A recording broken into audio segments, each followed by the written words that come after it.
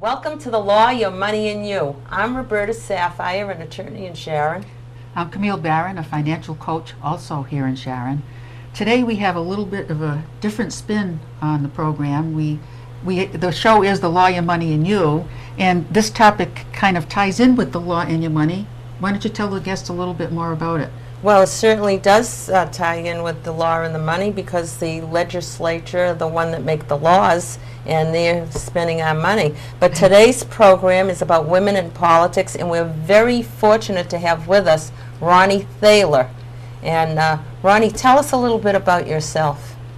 Well, to begin with, I'm a Sharon resident for the last 24 years, and my involvement in politics has been both at the local level and at the state level. At the state level, I ran the Massachusetts Women's Political Caucus for 5 years, which is a multi-partisan organization of women started in 1971 for the purpose of increasing the number of women appointed and elected to public policy and electoral positions in the state of Massachusetts and increasing the number of women involved in politics. At the local level, I actually was the second women's selectman in the history of Sharon, and I've been involved in politics working with Bill Keating, Lou Kafka, among other candidates, Martha Coakley actually, and that's been in my involvement. Well, I don't want you to feel like you're on the stand now when we ask you this question, but in May 2003 in Boston Magazine, you were, and correct me if I'm wrong, they were nominated for number 28 on the 100 most powerful women who run the town. That's the way they entitled it, Run the Town. Tell us about that. Well, I was very fortunate to be nominated, and it was my role as the Mass Women's Political Caucus Director. And I guess a few things that they pointed to in that capacity was I had run a project called Mass Gap, which I think we're going to talk a little bit about later, that tried to increase the number of women appointed to high-level positions in state government. That was one initiative that we had. And a second initiative was the famous redistricting case that I think Speaker Finneran eventually got in a lot of trouble for. He was trying to pit two women veteran legislators against one another during the redistricting, and my organization took the lead in fighting that, and we were very successful. So I think those were the two primary. Well, when you started to when you end, how many women were in politics, so to speak? Do you have any idea? Yeah, well, unfortunately, because of me, it didn't go up very much, but generally it's been about 25% of the state legislature has been women in Massachusetts. It varies somewhere between 24%, which is what it is now, and I think the high was 27%, but it's been fairly stable over the last probably 15 years. Before that, what was it like? What was the percentage and how were women represented in politics? Well, it's been slowly going up in the state legislature, but it hits its 25%, and that's about where it's been going. Nationally, 17% of Congress is women, and governorships even worse, only 6%. Oh. But isn't No, I'm that sorry, better? 3%. 3%. There are 6 women governors, and only, so which is 3%. Sarah Palin was a governor. That's right, she was one. She was so the governor. I mean, part of the problem is women retire and leave, and then if they're not replaced by women, it goes down, obviously. I know there's a woman governor in Arizona. Right. Here we haven't had that. Jane Swift, she oh, wasn't that was elected. that was a When I long was time ago. at the Mass Women's Political Caucus, she became governor after Governor Cellucci left. Yeah, now that Women's Political Caucus, that's alive and well today, It right? is. It's doing, I'm proud to say, doing very well. And they have, various initiatives. They do campaign skills training. An excellent initiative that they've just started a few years ago is they train interns from colleges to work on campaigns. So in the last electoral cycle, 15 of their interns were on various campaigns, and 6 of them actually became like field directors for the campaign. Was that unpaid? Unfortunately, I think there's one paid internship, but I know they're always looking for really good interns, so if anyone is interested in being an intern there, they should contact me. And that would be for the state? For the Massachusetts Women's Political Now, Caucus. say Camille wanted to run for office, and I'm backing her. We'll figure out an office. How would she approach Okay, the Mass Women's Political Caucus gets the list. You go to the Secretary of State's office and you get a list of all the people who are running for office who have turned in their papers. And then they write a letter, or I guess they probably email, the various candidates, and they send a questionnaire to see if the people are interested in being endorsed by the Mass Women's Political Caucus. They send back their questionnaire, and the group is a multi-partisan group, so it does endorse Democrats and Republicans, but there are certain issues that are important to them. Being pro-choice is an issue. Equal rights is an issue. I think gay rights is an issue. So there are many different issues. And if you meet as the candidate, Camille, would send the questionnaire back. The person at the Mass Women's Political Caucus would look at her answers. If they are acceptable to the caucus, they would contact Camille. And then she would come in and meet with the Mass Women's Political Caucus Political Action Committee Board and be interviewed by them. And they don't endorse everybody. And the reason they don't endorse everybody is because they want to make sure that the candidates that they endorse are viable, meaning that they have a plan of how they're going to raise enough money to win, that they have a field plan to make sure they can get their vote out. And once Camille, who I'm sure would definitely meet all their criteria, and her plan would be excellent, then they would endorse her. And then what happens from that is they take the top 15 and they train these interns, and they place one of the interns on the campaign to help. They also give money to candidates too. Well, that's yeah. Now, you mentioned the growing percentages of women in politics. How well do you think women's issues are represented in politics? Would you say it's concurrent with the growth in representation? You know, it's really been interesting. There's a very large, at the Rutgers, there's something called the Center for American Women, Politics and Public Policy, and they did a study about 3 to 5 years ago that showed a change in the way women elected officials represent women's issues. Originally, the Republican women and the Democratic women were more pro-women issue and did a better job of bringing the issues to the forefront and making sure that they were priorities than even the Democratic men. So you had Republican women who actually were better on these issues, and not just better in that they're pro-choice or anything, but better on making sure that there was funding for women's prenatal, better at making sure that some of the child abuse laws were tightened up. It wasn't just like the hot button issues, but really issues that impact women. But what happened, what the Center for American Women in Politics and Public Policy found, that because the way the Republican Party is evolving, what's happening there, it's very difficult for moderate Republicans to come through the primary system. What they have found is that most recently that the Democratic men are actually a little bit better on these issues than the newly elected Republican women. So if you ask me how it's impacting, it also depends on who gets elected. Well, what about independents? Do they don't consider them a There are virtually no women. There are no virtual independent people who get elected because generally it's either the Republicans or the Democrats. How do they get their money? You know, you said that they even give money. They do. They fundraise like every other nonprofit in the world. They fundraise, and they have. Go ahead. Oh, I was going to say, I didn't mean to cut you off. Sure. But if we were to take an example of the women's issues and how well they're represented and the different parties, take for instance it wasn't that long ago when there was a big debate whether or not Planned Parenthood the budget should be cut. How do you see the appropriations going regarding women's health issues, for instance? Well, Planned Parenthood is a whole other entity unto itself because the name itself, brings, I guess, the ire of the abortion issue on. I think what you have to look more is at things like, not Planned Parenthood, because that itself is a hot button name. You have to look at some of the issues of, money for prenatal care, money for domestic violence shelters. I think you need to look more closely at that in terms of looking, and unfortunately I don't really have the answers to that because it just happened and they haven't done the research, and all the research is usually 2 to 3 years behind. So we'll be able to tell in the years to come. Now, do they give grants too?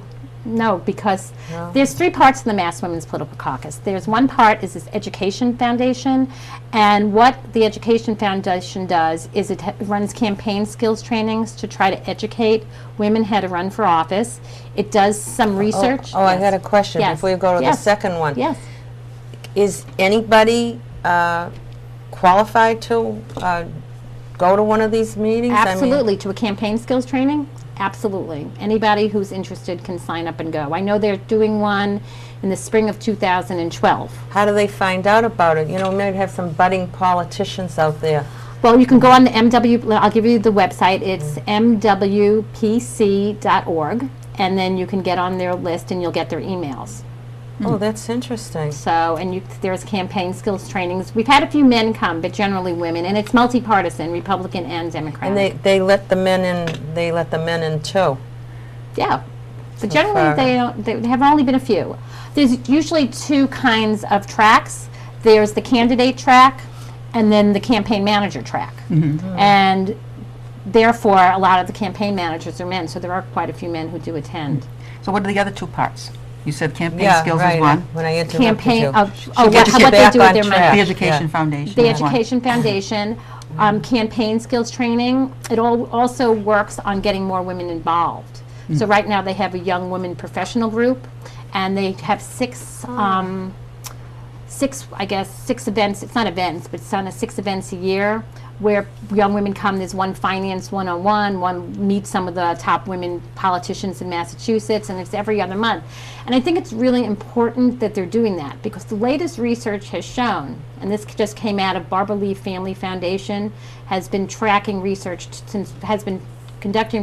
since 2004 about women gubernatorial races.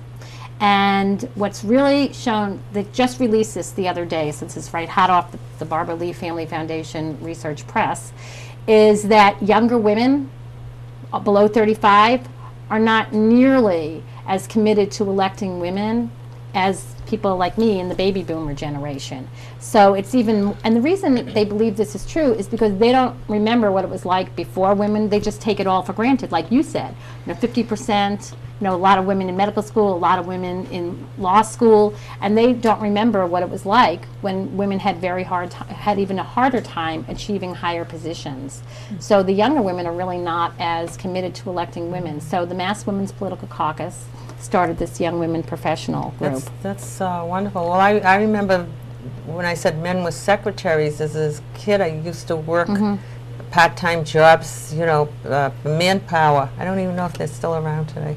But it was secretarial, and one of my positions was at Filene's for the publicity director there, the gentleman there. And he said he started out as a secretary. And today, that's unheard of. Today, we don't even have secretaries. They're assistants, with computers and everything. But do you think that with Sarah Palin and that whole thing, do you think that would have brought women out more to run for office? Yeah, I think the more exposure people have to women candidates. In fact, what's really interesting is that people don't, an advantage in some ways women used to have was they were the woman candidate and people would galvanize around them. But what they found in this latest research is people are so used to having women candidates that they're no longer as special as they were before. I mean, Does the public tend to view women candidates differently than men? Are they subject to a different set of criteria? yes, well, there's a few ways. I mean, number one, I'll just talk a little bit about the changes. Originally, women had, 2004, women had to be tough. Like Shannon O'Brien, when she ran, people questioned her toughness. People questioned a lot of women candidates, whether they were tough enough. That's changed, because what the research has shown, that if people believe that if women have gotten to the level that they've gotten, that they are tough. They're automatically tough. Women's greatest challenge is the likability, is whether people will like them, and that's an issue. Another issue. Before you go further, Yes. in what way is that a challenge? Is it that Because people? it's hard for women to hit the middle ground. If they're too strong, people see them as, I don't want to use the B word, but we Yeah. all know what it is. And if they're not strong enough, people sometimes over.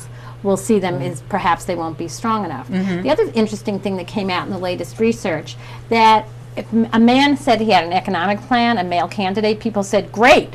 If a woman said they had an economic plan in the governor's race, people would say, well, who's endorsing it? They Really? tend to question it more. I mean, this is just research that just came out. It's not gospel, but it's Interesting. somewhat interesting. The also thing that the most interesting is women in the media has been a very great challenge through the years. And I know when I was running the caucus, the mantra was to just not respond and not say anything back. Well, this latest research showed that people should respond back.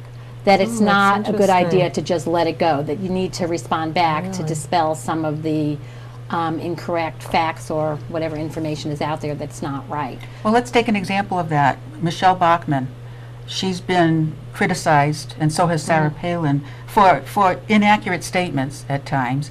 And also Michelle Bachmann, for a while ago, there were issues about migraines, and it was kind of, people were saying, I wonder if a man had migraines, whether they would make an issue out of it. So what are these women who are candidates, what do they need to do to prepare themselves for this kind of, I won't say it's as strong as discrimination, but kind of a different perception of women candidates? Well, most candidates do with something called research. You know, everyone does opposition research on other people. Well, they also do it on themselves. So they should know what's going to come. They have people, teams of people, especially at her level, that scour every single clip that's out there on YouTube and in the newspaper, anything they could say. So they need to be ready. And the other issue with, I mean, it's very difficult. I mean, women are held to a different standard, and they just have to, hopefully can move on beyond it and switch it to what they want it to be, kind of control it, but it's not easy. But when you were in It's not easy for anybody, to, and just this doesn't just happen to women. I mean, I'm going to be honest. I'm so curious on that Mass Women's Political Caucus. Like, how many people are in the quote office, or how many people do you have, directors? Or? Well, yeah, they have. It's not a big staff, but a very hard-working staff. There's a staff of 3, usually with probably at least 5 to 8 interns. But it's like every other nonprofit. It has a board of directors. So the board's very active as well. There's a president of the board and a vice president and a secretary and a treasurer. So it's like every other. Who are some of the women that they backed that our viewers would recognize? Well, they actually, Ayanna Presley, she's the woman on the Boston City Council. I mean, they backed Martha Coakley. I mean, people would recognize that name. Oh, so it's not just state, it's local. The only local races they do are the Boston City Council and some of the large mayor races. And the reason, when I was there, we used to do every little selectman race, but we stopped, and we stopped for 2 reasons. One reason was we were getting ourselves involved in local issues, and it was ridiculous. I mean, you didn't know what was going on in Mansfield or Boxborough, and it was ridiculous. And number 2, we just didn't have the capacity to do it. And part of the reason they're doing the Boston City Council and the big mayor races is part of getting more women to move up is using a field team. You know, you want to have a farm team, like everything else, not field, farm. And in order for women to move up, usually they have to start somewhere, in many cases. It's less like that now, but generally if you look at people who move up, a lot of them have been in other smaller political office. So with all this power and all this knowledge, did you ever think of running for office or any office? Well, I did. I ran for selectman, and I didn't. I don't know. I just. Well, that's I local. I thought about I it remember sometimes, but the time when I probably would have done it, my kids were in high school, and it wouldn't have been a good time. And honestly, I don't want to fundraise. I mean, it's a huge to call everyone you know up and ask them for money. And in Massachusetts, we have the regulations are different than the federal government. It's a $2,400 limit per person. Here, it's $500 per person, so you have to do a lot of fundraising, and that's kind of not, even though I fundraised, it's different to fundraise for yourself than for an organization or a cause. It's very hard, and it's not something. What got you interested in women in politics in the first place? Well, I love politics. I mean, I ran for president of my 2nd grade class, and I think I even got bit back then. And then what happened was, when I graduated from graduate school, I was a selectman. I was going to graduate school. I got my master's in public affairs at UMass Boston, and I graduated, and I was looking for a part-time job. And there was this tiny little ad for this thing called the Boston Tradeswomen's Network, and I ended up applying to the Network of Women Construction Workers. And I got the job, and once I got there, I started doing some political work for them, and I kind of got caught, and then... Women construction workers? I've heard of that, but I haven't seen many. No, there's not that very many. In fact, there's only probably maybe some, about 3%. The financial fellow that was on our show, Tony Coyer, his daughter worked for the telephone company, and she used to be a lineswoman. She used to climb up on the pole. Now she's got an office job still with it, but she was a line pole. My group had we had iron liner. workers, plumbers, everything. I mean, carpenters, painters. And while I was there, I did some legislation.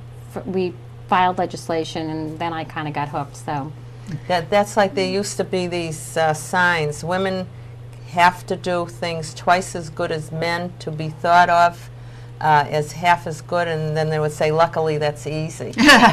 but, you know, I mean, I have nothing against men. I love men. The tradeswomen challenges are even greater than the political, but this is not about the that's tradeswomen. something. Right. How about on the national level, candidates like Elizabeth Warren, who's challenging Scott Brown? Does the Women's Caucus also support those candidates? Someone like Elizabeth Warren is going to get automatic support from the women's community. I mean, people forget she still has 4 male opponents in the Democratic primary.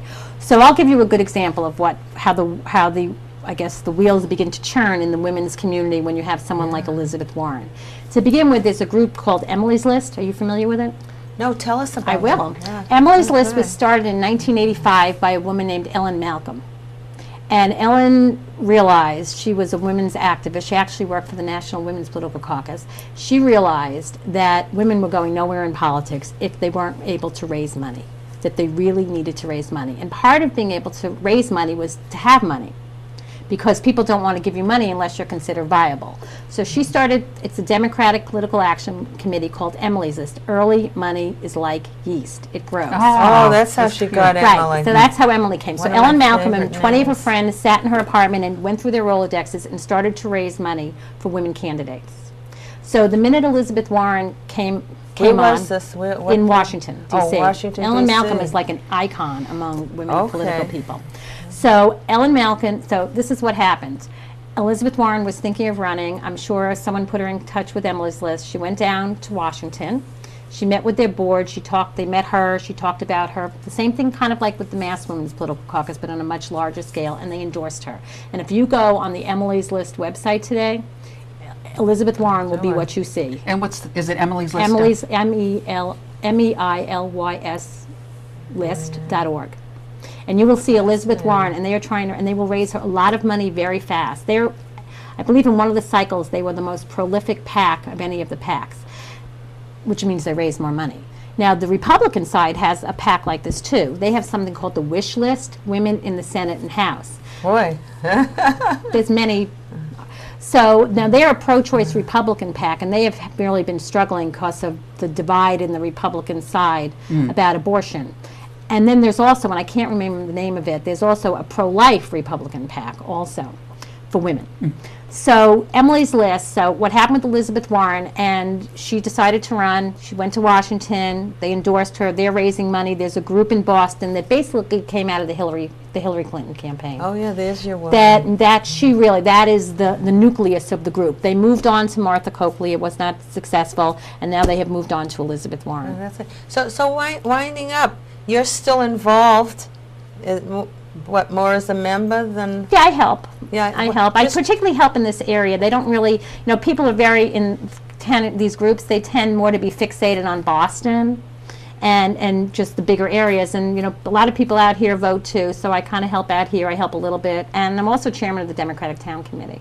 Oh, that's interesting. And I also help Bill Keating too. I'm busy. Well, that's wonderful. Yeah, he's. I have sent you that picture from him from back 1978, ribbon cutting. I watched him go from dark to gray. He still looks great. That's great. So it's the Democratic Committee. So you're still a woman in politics. How many women are on that board? Oh, I don't know. We're about half, but the Democratic Town Committee in Sharon is not. I mean, we welcome all. But we need more members. So we're not. It's not that hard to become a member. Oh, that's very interesting. If you were to say 2 or 3 key skills that a woman who's running for a political office needs to campaign successfully, what would you say they'd be? Persistence, a good message, to understand what people want and be able to convince them that you will be effective, and to be able to set priorities that are important to people, and then to solve problems. Great. And to fundraise. You can't, you have to be able to fundraise. If you can't fundraise, you can't win. Money. Right. Money makes the world go round. Unfortunately. This has been fascinating. This has been very we interesting. could talk for hours, and then did they ever pick a woman and say, and approach her and say, you'd be a good candidate. Would you consider running? Yeah, that's how they got me to be selectman. They called Yeah. me. Oh, and you've got to be kidding. No. Then, which leads our way into our "you've got to be kidding" segment.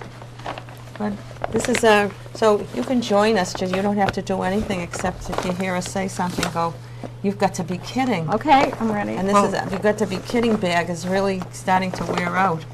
What can we pull I out have of one there? here, Oh, good. and this is Look at all these in about the- women. Go It's a ahead. political article that I found in Reuters, and there's a small town in Italy that's trying to go independent and mint its own money because the government is making austerity cuts. What's happening is the government in the towns around there, because the town is so small with only less than 1,000, they're trying to combine all these towns into one, called it a principality.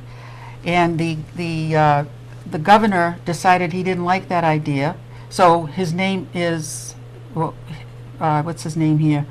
Lucas Solari, the mayor rather than the governor, started minting his own currency called the Florito, because the name of the town is Filatino. And he got away with it? There was no immediate comment from the central government in Rome. That's amazing. You've got to You've be got to be kidding. kidding. You've got to be kidding. This thing, you know how the men were first all the time? God made Adam first, and God made man before woman, so the women would have time to think of an answer for the woman's first question. You've got to be kidding. You've got to be kidding. And then I have a few others here, but I don't want to insult anybody. With a woman, if she's getting dressed, it means a half hour, and with a man, he just like turns around or puts on a tie. We have some.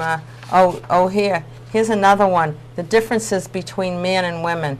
If Mary, Susan, Claire, and Barbara go out for lunch, they will call each other Mary, Susan, Claire, and Barbara. If John, Brad, Tony, and Daniel go out, they will affectionately refer to each other as Bruno, Scrappy, Peanut Head, and Godzilla. And You've isn't got to that be true? kidding. But it's true, isn't it?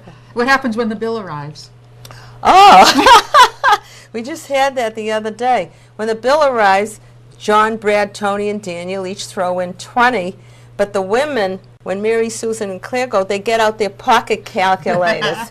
and I was thinking every now and then I go to lunch with Judy, and who's in the treasurer's office, and we split among women, and out comes the calculator. So it's really funny. But so that's it for this. Time Thank is you up. so much. Thank you you were for having so me. interesting. Oh, I hope this is so. a fascinating topic. is. And if anybody wants to run for office, see Roni, see us. Maybe we'll go looking for another Roni out there. And it's a lot of good information for the young people, the young women. Young women looking, especially. Yeah, looking to how do they do it. Great. Thank you very much. Thank you for having me. So we're going to wrap up the show, and once again, we ask all of our viewers to please keep sending in your emails. We like to hear from you. That's how we come up with our topics. If you have any questions from today, send us an email. Watch for Live at the Library. And also watch Live at the Library. We talked about financial fitness. Because remember, this is your show, the law, your money, and you.